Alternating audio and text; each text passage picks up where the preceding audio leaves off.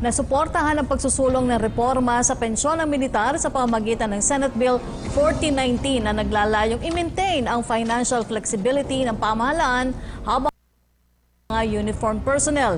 Anya, mga uniform personnel ang may pinaka-importanteng trabaho sa pagsiguro ng peace and security ng bansa bago pa man ang pandemya. Ito ang dahilan kung bakit buo din ang suporta ni Pangulong Duterte na doblehin ang kompensasyon ng mga pulis at militar. Nasa 800 Tricycle Operators and Drivers Association o TODA members sa lungsod Quezon ang nakatanggap ng tulong mula sa opisina ni Senador Bongo. Ito matapos lumapit ang mga TODA members sa senador na hindi naging benepisyaryo ng Social Amelioration Program ng pamahalaan na mabigyan rin sila ng assistance sa gitna pa rin na mataas na bilang ng COVID-19 case sa syudad.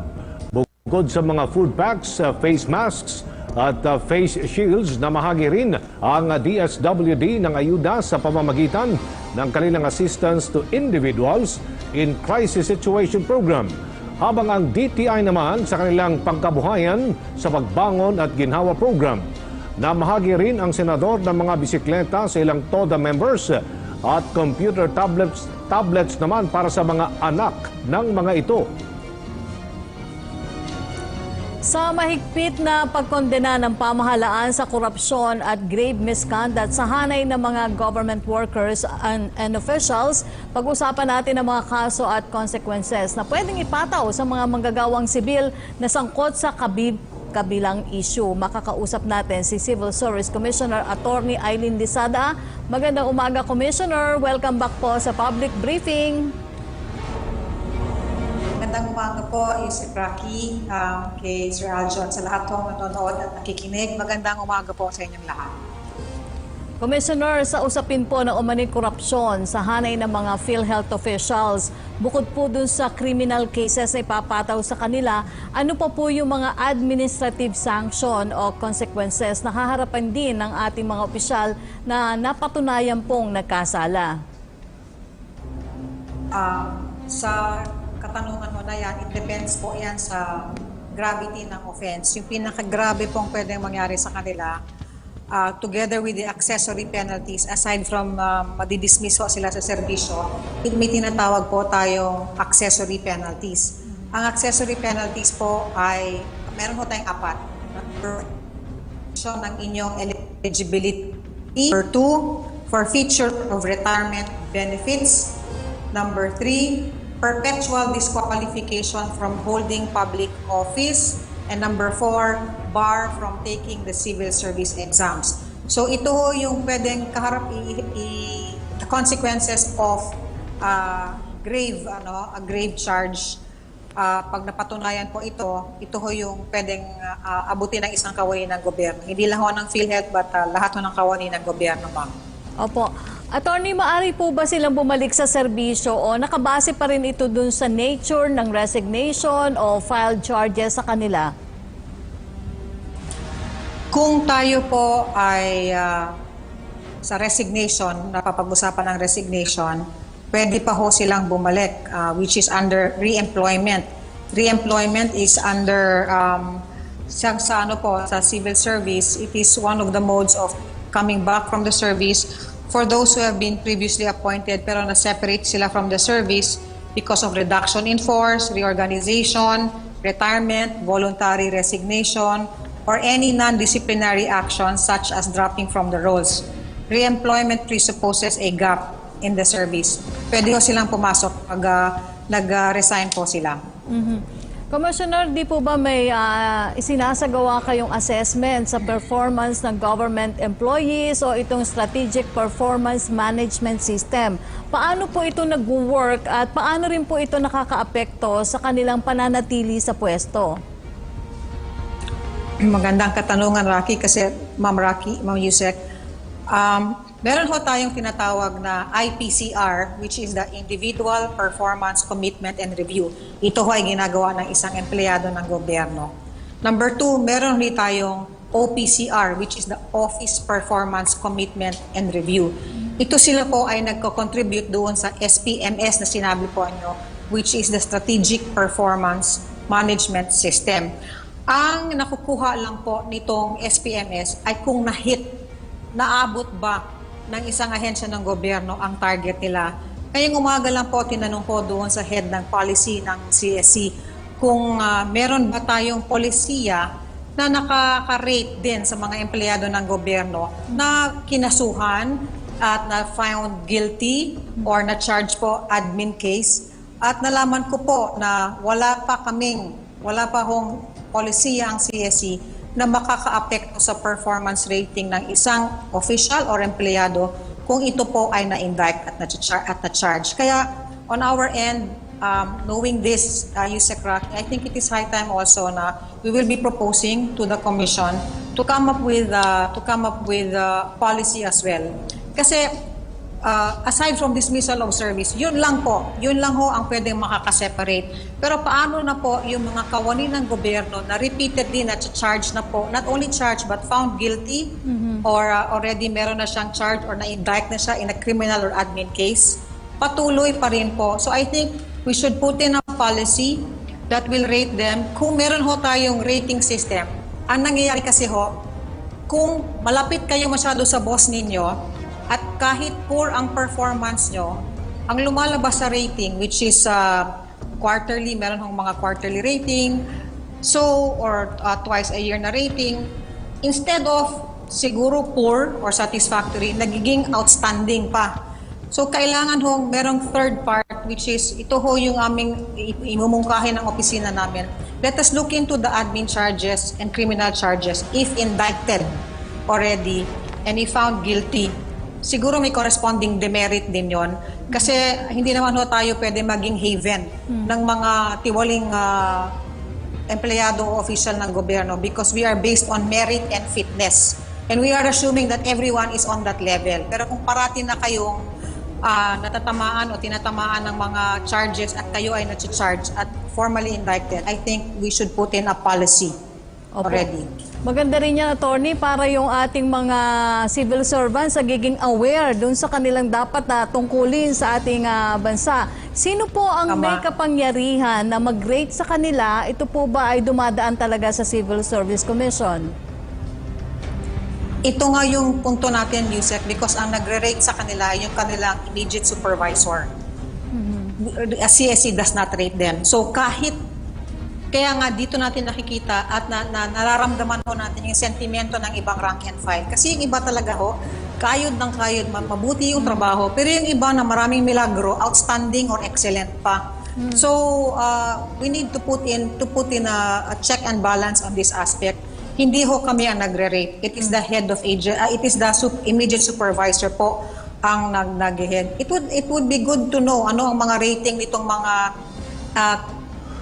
kawani ng gobyerno, especially sa PhilHealth. It's good to see kung ano ang mga rating nila, ano ang binigay ng mga boss nila sa kanila during the past ratings. Were they excellent? Were they outstanding? Magandang katanungan din ho yan sa PhilHealth. So paano po ma-enforce o mas mapapaigting itong rating system through CSC sa mga public servants po? I think it is time ho, Usec Rocky, na we put in another factor to check on the performance rating of each official or employee ng gobyerno para ho ma-empower din yung yung public. Kasi sasabihin lang nila, wala yan, walang mangyayari dyan. Because kahit susumbong sila, there is no effect on the charge or the indictment of a government official because the rating still lies on the pen of the supervisor. So maganda ho sigurong tingnan din ng commission ngayon. Bigyan ho natin ng isang another factor of rating regarding the admin and the criminal charges that an employee or official of the CSC gets.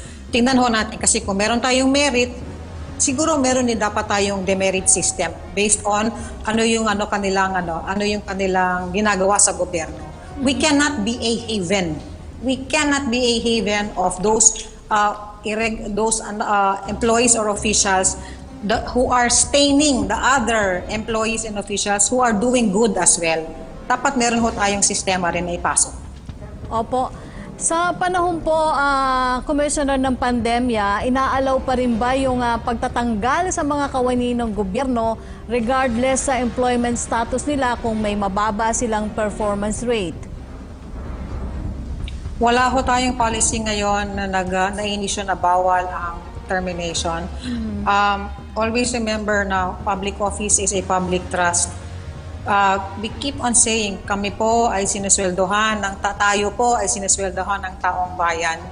And kung tama ho yung ginagawa ninyo, wala ho kayong dapat ikatakot. Kung kayo ay may ginagawang mali, there is nothing that will prevent government also to take you out even in times of pandemic.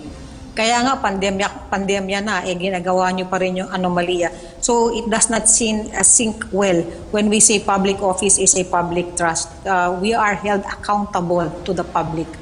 Oo, hindi naman po ibig sabihin kung halimbawa corruption lang, kung magkakaroon po ng sinasabing poor performance o yung ine-expect mo na dapat delivery mo sa iyong tanggapan, pwede rin po ba yun? Depende po yan kung ano ang patakaran internally ng isang kawani ng isang ahensya ng gobyerno. Kasi baka gusto pa niya ng promotion. Usually the ratings come in sa mga promotion. Maganda ho tingnan ano ho yung track record ng isang empleyado or official, paano siya napopromote kung siya po ay hindi naman siya excellent or outstanding. We can look into it is an indicator po of whether he is qualified na ma-promote po in terms of promotion, ma'am. Opo. Commissioner, may good news din daw po kayo sa ating mga civil servants na nais naman mag-extend ng serbisyo sa bayan. Okay, meron ho tayong resolution number 20000002 promulgated last January 3, 2020. Ano po ito? Ito po ay guidelines on the request for extension of service or EOS. Dalawang pagkakataon or opportunity na pwede kayong ma-extend ng serbisyo. Unang-una, sa GSIS, kailangan po meron ho tayong 15 years in service and at least 60 years old para ho kayo ma-entitle sa retirement age. Kung kayo po ay nag-optional retirement at 60, pero kayo po ay 13 years in service, CSC will allow you to extend 2 more years para po makuha nyo yung 15 years in service. Para ma-entitle po kayo sa retirement ninyo. 1. Or 2, in the exigency of the service, kagaya po ngayon, let's say mandatory age of requirement na kayo, but you are the chief medical officer or you are a nurse or you are a budget officer or your position is highly technical na mahihirapan tayong maghanap muna. So with the endorsement, importante po, with the endorsement of the head of agency, pwede ho kayong ma-extend for a period of 6 months at kung wala pa ho nakikita, and another 6 months, maximum of 1 year. Ito po ay another form of extension of service aside sa sinabi ko nung una for compliance to complete the 15 years. Yun ho yung pwede nating ibigay sa mga kawani ng gobyerno at suporta sa mga local government units at mga national government agencies para ho walang gap at tuloy-tuloy ang panenerbisyo. Actually, marami na ho kami natatanggap, Usec, and most of them are coming from sa medical na field po, kayong mga doctors or yung mga nurses. Others po ay yung mga budget officers nila, especially in time now ho, for the budget hearing. Update naman po, Commissioner, dito sa civil service exam kasi marami na rin po nagtatanong ngayon tungkol dito. Okay, bago lang ho kami nag-commission meeting nung Tuesday, we are one sa commission that we want to go online para to the new normal. We need to come up with, we need to restructure our pen and paper test. So that's why we gave a directive to the Examination, Recruitment and Placement Office ng CSC that we want to go online. And in transition, hahanap po ng paraan how to bridge the gap going to online. Okay, maraming salamat po sa inyong panahon, Commissioner Lizada. May paalala po ba kayo o mensahe na nais idagdag sa ating mga civil servants? Sa lahat po ng mga officials at empleyado ng mga kawani ng gobyerno, tandaan po natin, ang job description po natin, yun ho ang ating, kumbaga, framework kung ano ho yung dapat na trabaho na gawin natin. Hindi ho part ng ating job description ang corruption. Nilagay ho tayo sa posisyon natin for a reason. At yung rason ay manerbisyo sa taong bayan. Huwag ho nating kakalimutan yan. And to those na may ginagawang katiwalian, ito na lang po. Ang tanong ko sa inyo, the food that you lay on the table, that you feed your family, is it your hard-earned money? Or pinaghirapan ba yan ng ibang tao? So, we do not like to go along this line, but we need to do shaking up of the whole bureaucracy kasi nakasanayan na po. But hindi ko nila lahat. Marami pa rin hong matitinong mga kawani ng gobyerno. Gawin lang ho natin yung tama. At kung tama ho yung ginagawa nyo, wala hong rason ang management to call your attention. So, inuulit ko po, wala ho tayong kurso, wala ho tayong there are no courses, there are no lessons on how not to be corrupt. It is innate. We are public servants. We ought to be honest. We ought to be the exemplars of what public service is all about. So it's high time, no? This is a wake-up call to everyone. Gawin ho natin yung tama.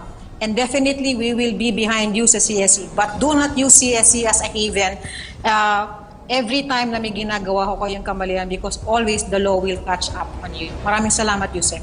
Okay, maraming salamat po sa inyong panahon. Attorney Aileen Lisada, Commissioner ng Civil Service Commission. Mabuhay po kayo, ma'am. Stay safe.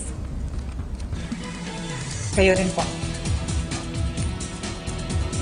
Alright, Usec, ay maya-maya naman ay makakausap natin ang bagong chairman ng National Commission of Senior Citizens. Usec, higit isang taon na ang nakalipas ay pinirmahan nga ng Pangulong Rodrigo Duterte ang isang batas na lilika ng isang komisyon.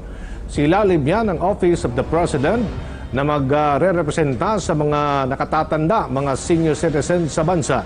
At noong Sabado nga ay formal nang nanumpa ang kauna-una ang uupong chairperson ng National Commission of Senior Citizens. Makakapanayam natin ngayon si Attorney Franklin Quijano. Magandang umaga po, Attorney Quijano. Good morning, magandang umaga, may buntag. It's really a very happy occasion that I'm being interviewed by your station. Ngayon po ay week of the senior citizens. So we are celebrating, the whole country is celebrating the week of senior citizens, and therefore medyo talagang timing at itong inyong lingkod po has just taken it off last week as chairperson of the National Commission of Senior Citizens. May buntag po, Chairman, Attorney Franklin. This is Aljo Bendio, Chairman, with Usec Rocky Ignacio. Makasaysayan po ang pagkakaupo po ninyo bilang kauna-unahang chairperson ng kauna-unahan ding National Commission of Senior Citizens. So ano po ang asahan ng mga senior citizens na katatanda natin mga kababayan sa NCSC at paano po ninyo matutugunan ng kanilang mga pangangailangan? Una po, good morning Aljo, good morning Usec Rocky. Ang senior citizen po has a very important role in turning around this economy. Kung matatandaan natin, ang ating ekonomiya ay bumagsak ng about 15%. And you will notice that the senior citizens have their very important role, knowing that all this time, all these years, ang senior citizens po are in the forefront of building this economy. So ang isang nauunang challenge po natin is nation building. Trying to help create the rebound of this country. Para kung may rebound natin ang country, then more benefits will go to the senior citizens. Ang pangalawang punto ko po ay the senior citizens can help each other. No poor senior citizen walang maralitang senior citizen na hindi marunong mag-share. At walang mayaman na senior citizen na hindi marunong mag-care. So we would like to say that we would like to ask all senior citizens na sana magtulungan tayo para maibalik natin ang dating sigla ng ating bansa, ng ating ekonomiya. And with this, so we would like to be creating programs and we're asking senior citizens para maibalik natin, maibigay natin yung mga karanasan natin na medyo nasa pa-pre-depart or baka naman pwede nang i-share natin on a voluntary basis to all the citizens of our country. Well, ang pangatlo po ay may mga batas na po na nagawa doon sa pagpalago ng promotion ng welfare as wellness ng senior citizens. So the commission, which is just starting from scratch, and we would like to let you know, Aljo, Usec, that wala pa pong implementing rules and regulations ang National Commission of Senior Citizens. Wala pa pong organizational structure, wala pang offices, at wala pang budget. And yet, we really believe that the opportunity given by the Duterte administration to the senior citizens will really go a long way. We really feel that yung senior citizen is a stake in our life where even the young will desire to become senior citizens. Ano po yung mga pangunahing concerns na idinulog po sa inyo ng ating po mga senior citizens sa meron yatang sinagawang consultative forum sa inyo? Aljo, I'm actually, punong-puno po ako sa daming reaction coming from the senior citizens. Okay. A lot of them bringing the message of hope na sana ang senior citizen will really become a collective group na makapag-deliver ng support sa isa't isa. Well, of course, the other programs of the government will have to really be evaluated tulad ng social pension, tulad ng centenarian at saka yung mga lahat na suporta sa senior citizen, including yung suporta ng senior citizen na nanggagaling sa mga welfare funds, including PhilHealth. So all this will also become the mandate and the marching order sa bagong tayong National Commission of Senior Citizens. Opo, attorney, si Rocky po ito. May tanong po tayo mula sa ating kasamahan sa media. Mula po kay Evelyn Quiros ng Filipino Mirror. Ito po ang tanong niya, aside from the DILG Memorandum Circular number 2020-110 known as the Rule of Mobility of Older Persons in Quarantine Situations as prescribed by the IATF-EID, allowing senior citizens to go out of their homes even during MECQ and GCQ. What other laws are there favoring senior citizens during this pandemic?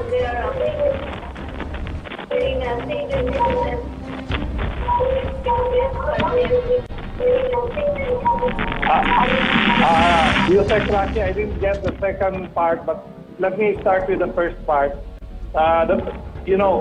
One of the lessons that we have learned is ang dami pong nagrereklamo dahil po ang senior citizen ay hindi pinapapasok sa mall, hindi pinapapasok sa mga grocery areas, and sometimes they cannot be able to get their basic necessities. And so one of the moves of the Commission is to really talk to the experts in health and appeal. Kasi po, yung directive ni Secretary Anyo ay minsan kinokontra sa mga local government areas. So we would like to make this really uniform, and we are asking all the grocery stores, all the malls, sana po, narinig nyo yung boses ng senior citizen na dahil nililinis naman yung mga groceries at malls sa gabi. So we hope that the first portion of the day pwedeng ibigay sa senior citizens.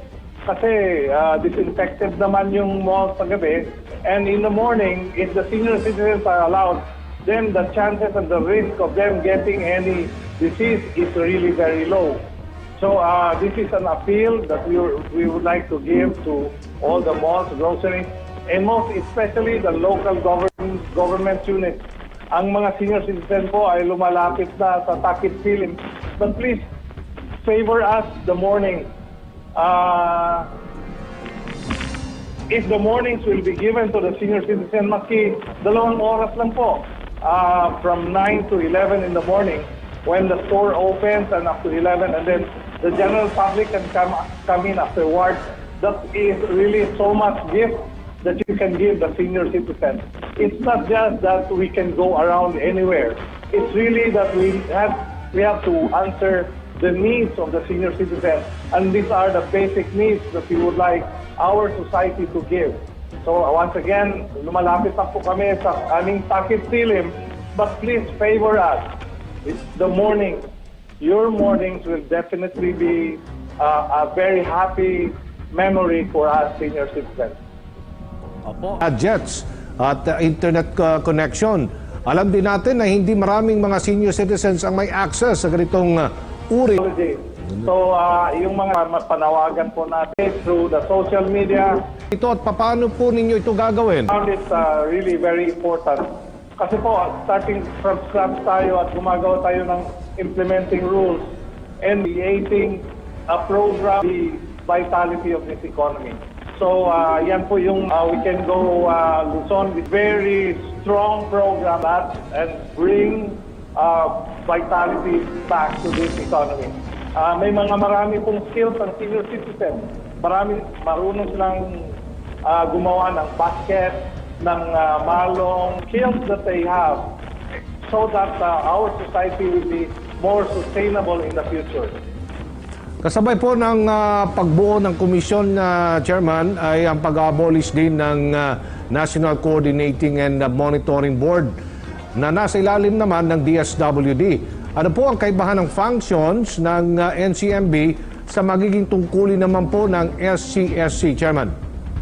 One, we would like to say that hindi natin tuloy na bubuwagin yung monitoring board. On the contrary, we would like to buttress this with coordination, and we are asking all the national government agencies who can help the National Commission of Senior Citizens to really stay put and be around. Please help us, TESDA, DOH, DSWD, all the wellness and welfare groups, at saka yung NGO. We would like to encourage public-private partnership, and we would like to really ask the senior citizens to go into seniors expert volunteer program, so that when this happens, magtutulungan hindi lang ang senior citizen, kundi pati ang senior citizen tutulong sa lahat ng mga sektor ng ating bayan, sa lahat ng barangay.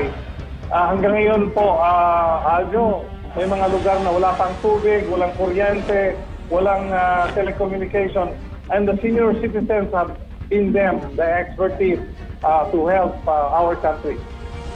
Attorney, meron pong tanong yung kasamahan natin sa media na si Joseph Morong ng GMA7. Ito po yung tanong niya sa inyo. Yun daw pong appeal ng mga senior citizen, address daw ba ito sa IATF or sa LGUs or sa mga malls lang po? Yeah, actually, generally addressed po ito sa authorities, and that includes the IATF. But I would like to say that importante po yung local government unit.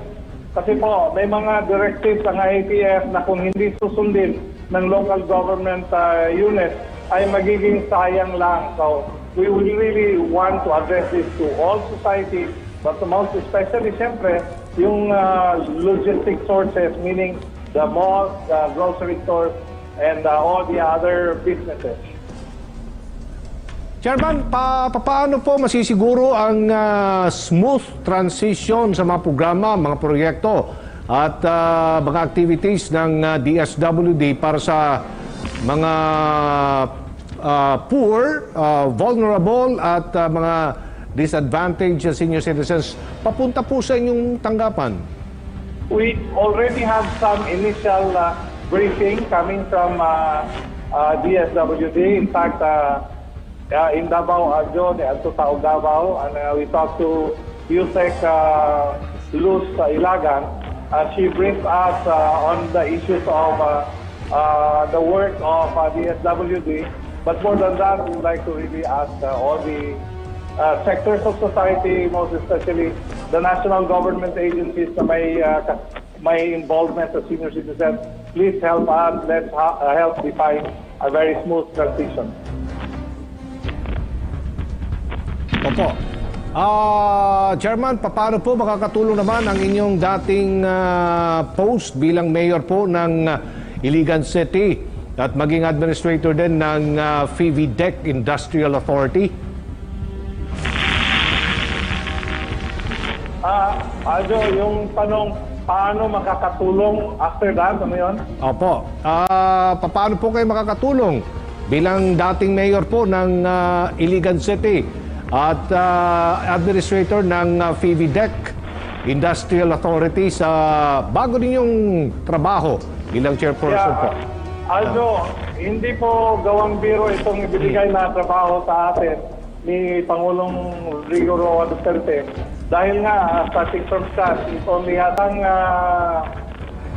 naging mayor at naging CEO ng isang ecozone, I would be able to really ask everyone na sana let us pool our expertise and our experience together, and then we will have to design the implementing rules in a manner that will be able to deliver the goods to not only to the senior citizens, but also to the rest of society.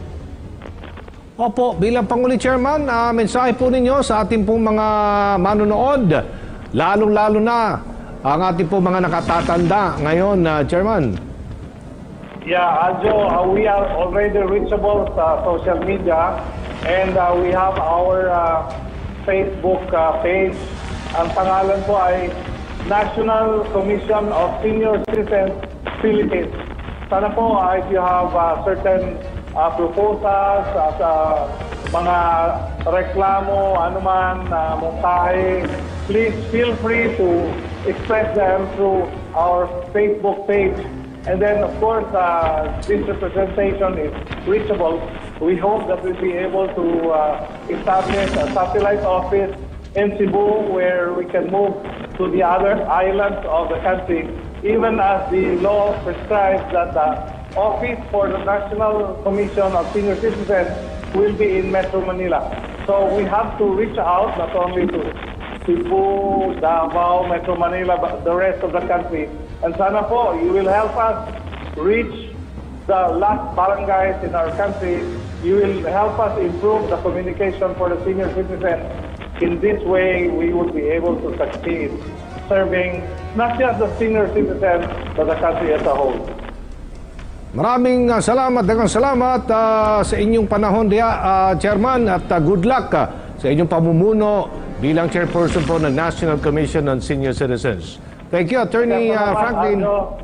Dagang salamat, Aljo. Dagang salamat, Usec, Rocky, and thank you, PTV4, for the time and space given us. Amping po, thank you.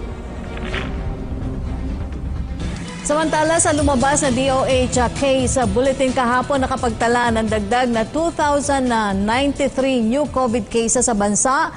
Sa kabuuan ay umabot na sa 326,833 ang bilang ng confirmed COVID cases, kung saan 47,655 dito ang nananatiling aktibo at tumbas ng 14.6% ang total cases. 25 ang nadagdag sa mga nasawi, habang 200 naman ang mga gumaling. Sa kabuuan ay meron ng 5,865 deaths at 273,313 recoveries sa bansa. Makikita sa ating line graph na muling bumaba ang reported cases kahapon na umabot sa 2,093. Ito na po yung pinakamababa sa isang linggong nakalipas. Malaki rin ang ibinaba sa bilang ng kaso na nagmumula sa National Capital Region na umabot lamang sa 557 kahapon. Pero ito pa rin po ang pinanggagalingan ng mataas na ay nasa ika-4 na pwesto na may 124 cases at ang Batangas ay may 118 new cases. Malaki rin ang bahagi ng active cases ay mild lamang, katumbas ito ng 85.6%. Ang asymptomatic naman o hindi kinakitaan ng sintomas. Para po sa inyong katanungan at concerns tungkol sa COVID-19, maaari niyo pong i-dial ang 02894-COVID o kaya ay 02894-26843 para naman tuloy rin kayo makibalita sa mga Balitaan kasama naman ng PBS, sama si Aaron Bayato mula sa PBS. Laging handa, Radyo Pilipinas Special Coverage. Magpapatupating na undas. Batay sa Executive Order No. 031 Series of 2020 na permado ni Balatan Mayor Nena Bagasbas, ipinag-utos nito ang pagpapatupad ng mas mahigpit na mga hakbang sa paggunita ng undas ngayong taon dahil sa banta ng COVID. Sementeryo, partikular na sa bahagi ng Barangay Laganak at Tapayas sa bayan ng Balatan.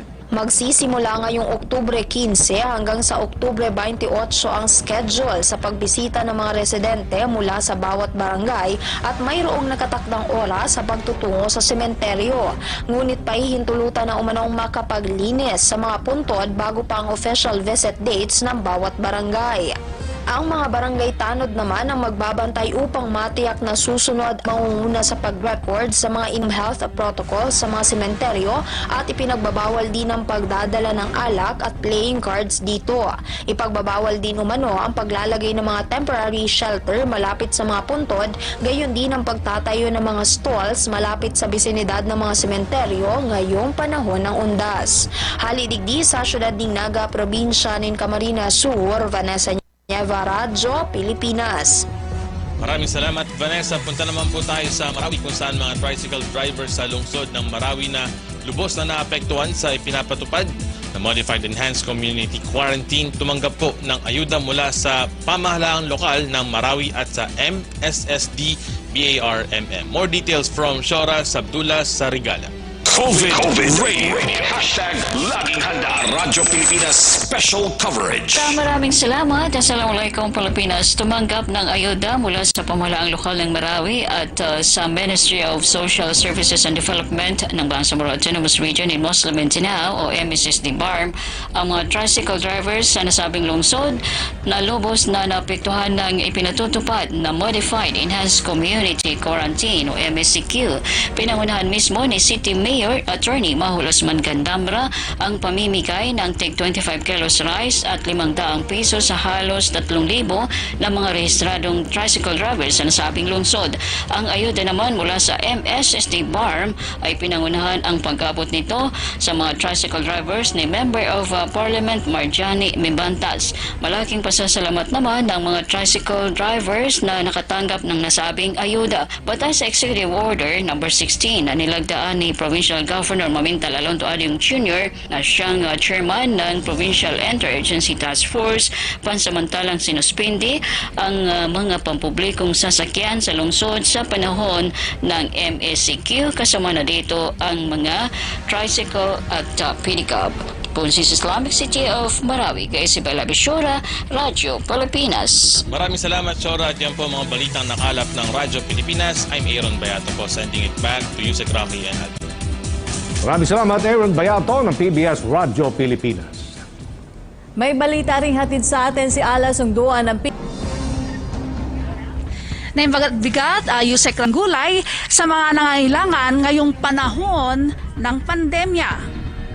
Tinatayang 100 tonelada na ng iba't ibang klase ng gulay ang ipapamahagi ng halos 500 magsasaka at traders ng Benguet sa mga local government units na apektado ng lockdown simula noong buwan ng Marso.